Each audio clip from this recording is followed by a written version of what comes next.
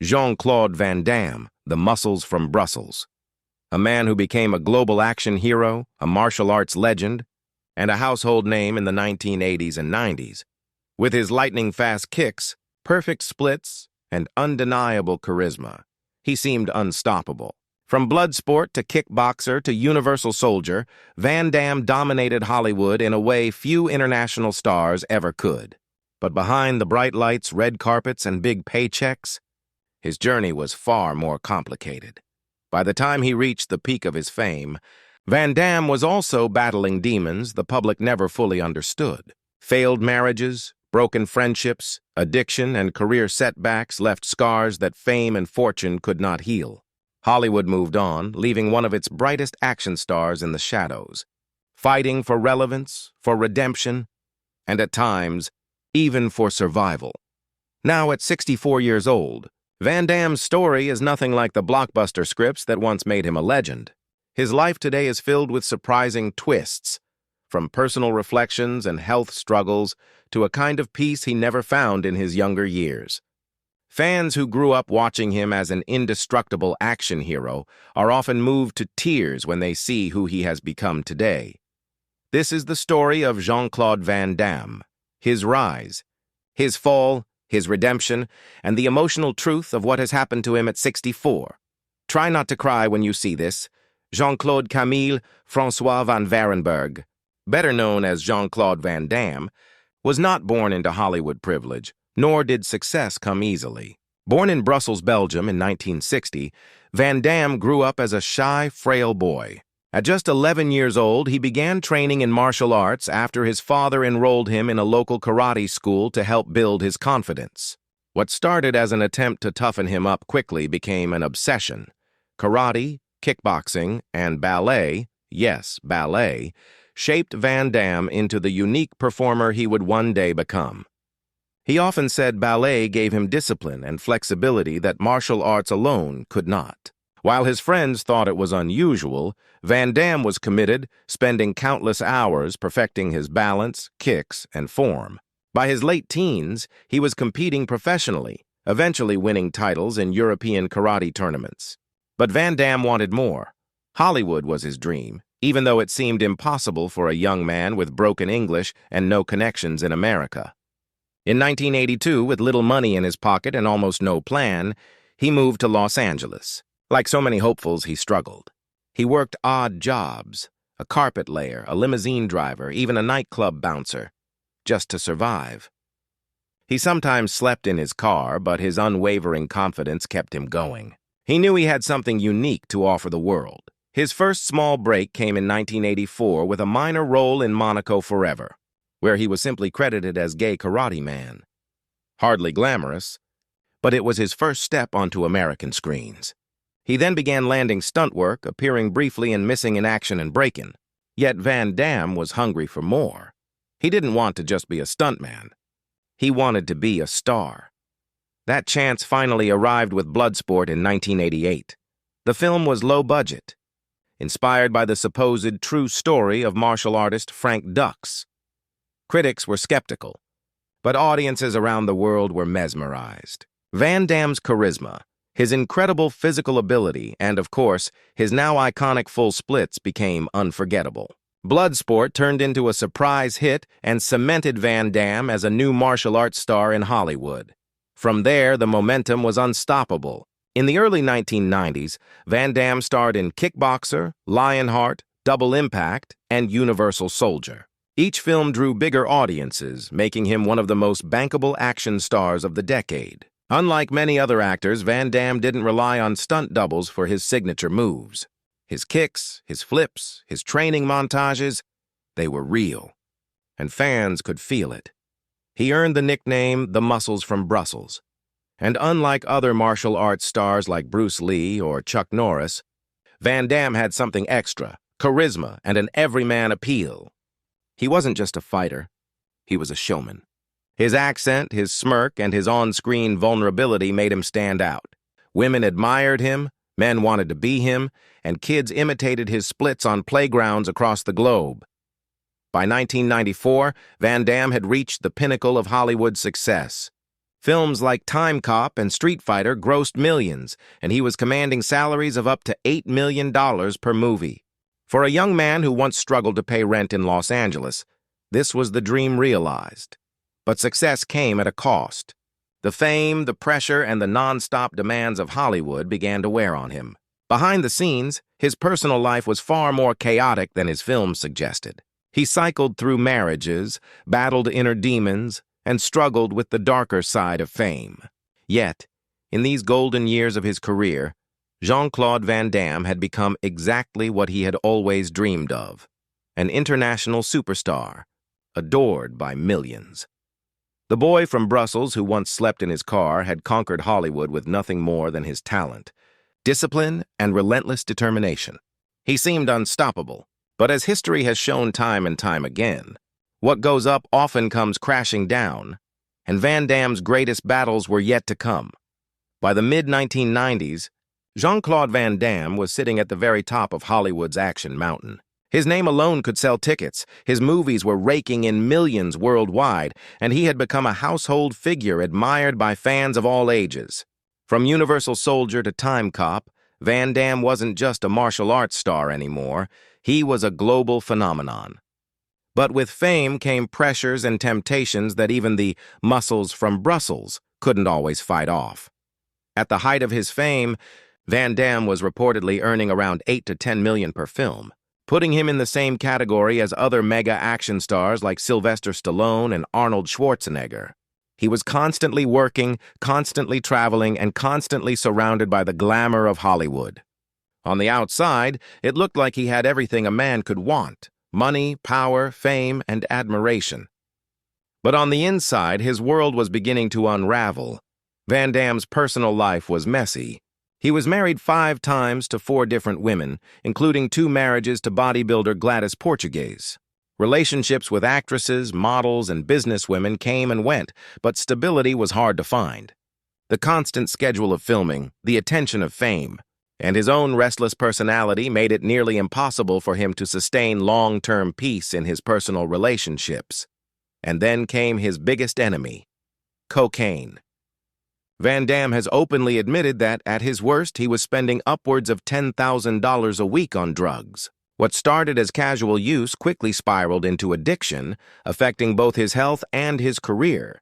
By the late 1990s, the once unbreakable martial arts machine was collapsing under the weight of his choices.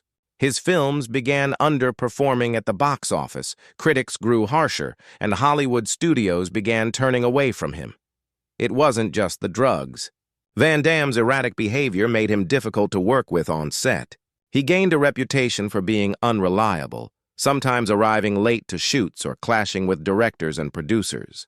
The very industry that had embraced him was slowly shutting its doors. As younger action stars emerged and Hollywood shifted to new trends, Van Damme's star power began to fade.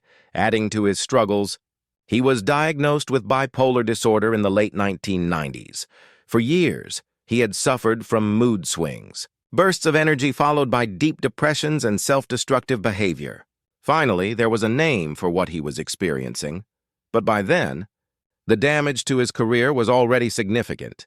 He tried to keep working, appearing in films like Double Team with Dennis Rodman and Knock Off with Rob Schneider, but these movies failed to capture the same magic as his earlier hits. Critics mocked them, fans were disappointed, and Hollywood seemed to move on without him. Still, beneath the chaos, there was a fighter.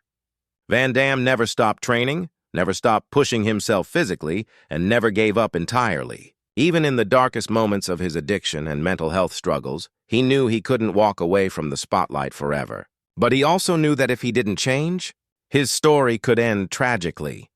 Another Hollywood star destroyed by the very fame he had once dreamed of. The late 1990s and early 2000s were his rock bottom. Financial troubles loomed, his personal life was in shambles, and his health was suffering. For many, it looked like the end of the muscles from Brussels.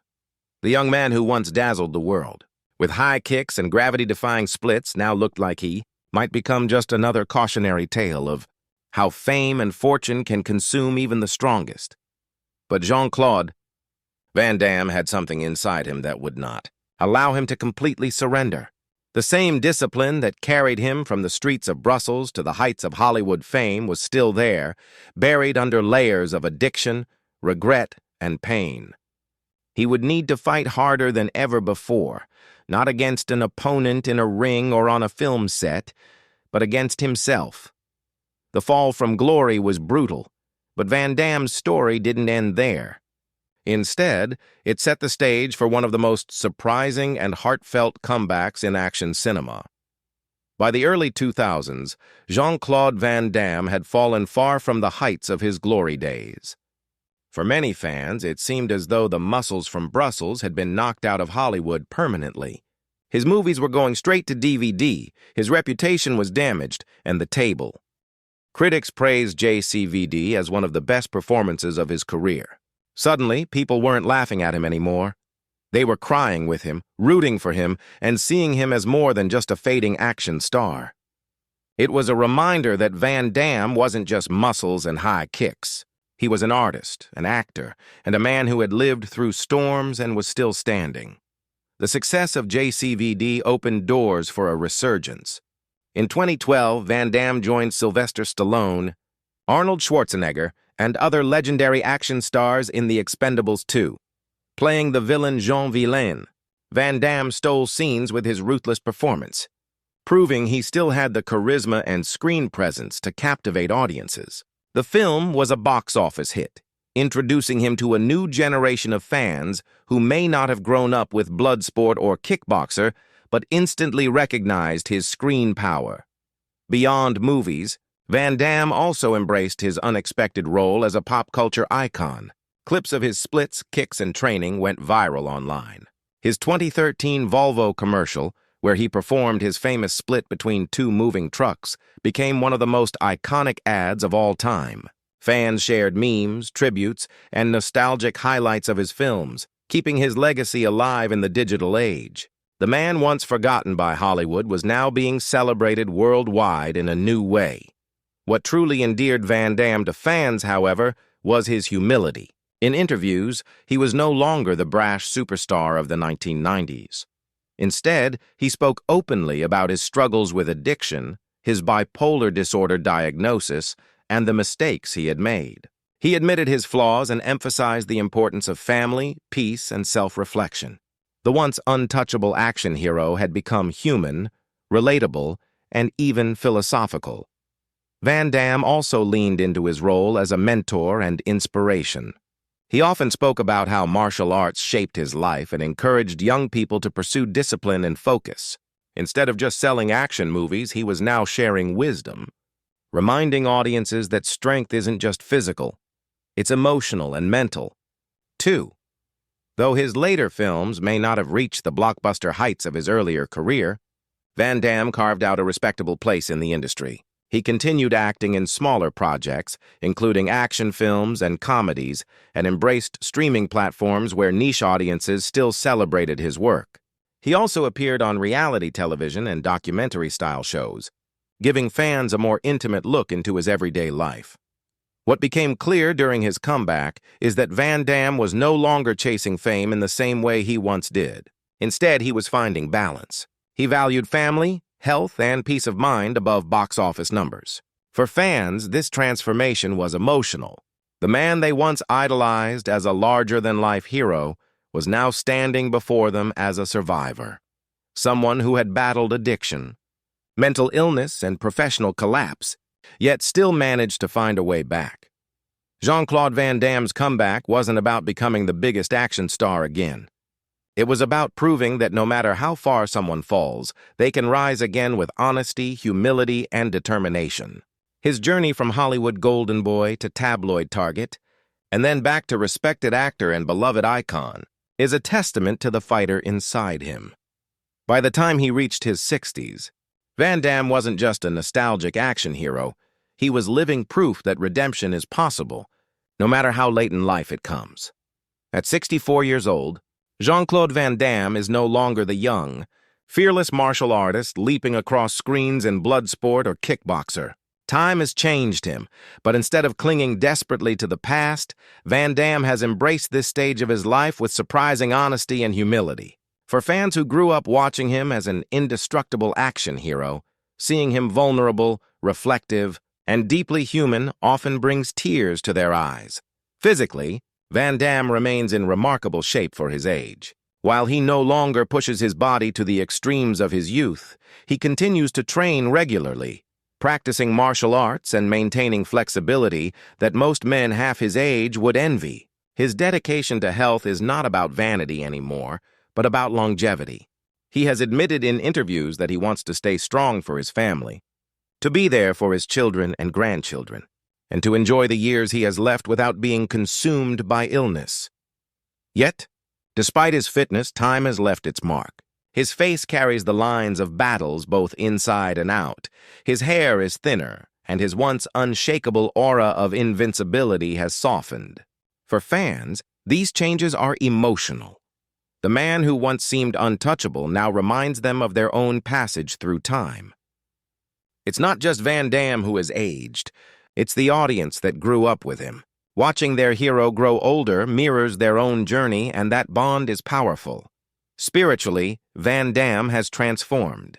He often speaks about inner peace, forgiveness, and living with compassion. He practices meditation, embraces a clean lifestyle, and shares philosophical thoughts about the meaning of life. In one interview, he said, "When you're young, you fight to prove yourself. When you get older, you fight to be at peace with yourself." That message resonates deeply with fans who admire not just his kicks, but his wisdom. Family has also taken center stage in his life. After years of rocky marriages and personal mistakes, Van Damme has prioritized repairing relationships and being present for his children. His son, Chris, has pursued acting, while his daughter, Bianca, has followed in his martial arts footsteps. Van Damme takes pride in their accomplishments, but more importantly, he has shown a desire to guide them away from the mistakes he made. He has admitted that fame once blinded him, but today he values quiet moments with loved ones more than red carpets or movie sets. Professionally, Van Damme still works, but he does so on his own terms. He chooses projects that interest him, whether they are small independent films, documentaries, or even humorous cameos that play on his iconic persona. In 2021, he starred in The Last Mercenary on Netflix, reminding the world that he still has the charisma and screen presence that made him famous. While he may never headline massive blockbusters again, his fan base remains loyal, celebrating every new project as part of his evolving journey. For many, what makes Van Damme's story at 64 so emotional is his openness. He doesn't hide the fact that he struggled with addiction, mental illness, and failure. Instead, he uses those experiences to connect with fans who face their own struggles. He has become a symbol of survival, proof that even when life knocks you down, you can rise again with humility and grace. Seeing him today is bittersweet. On one hand, fans miss the unstoppable martial arts superstar who defined an era of action cinema. On the other, they feel a profound respect for the man he has become, wiser, more peaceful, and more authentic than ever before. His vulnerability makes him relatable, his survival makes him inspiring, and his presence continues to remind audiences of the magic of resilience. Jean-Claude Van Damme at 64 is not just the story of a movie star. It's the story of a man who chased dreams, made mistakes, fell hard, and found redemption. It's the story of someone who learned that strength is not about defeating others, but about mastering oneself. And for the millions of fans who still look up to him, it's the story of a hero who may no longer do the same high kicks on screen, but who inspires in a deeper, more meaningful way. As fans look at him now, older, wiser, sometimes fragile, but still full of heart, it's almost impossible not to feel emotional. Because Jean-Claude Van Damme is not just a movie star. He's a reminder that life is a fight, and even when the world thinks you're finished, you can always stand back up.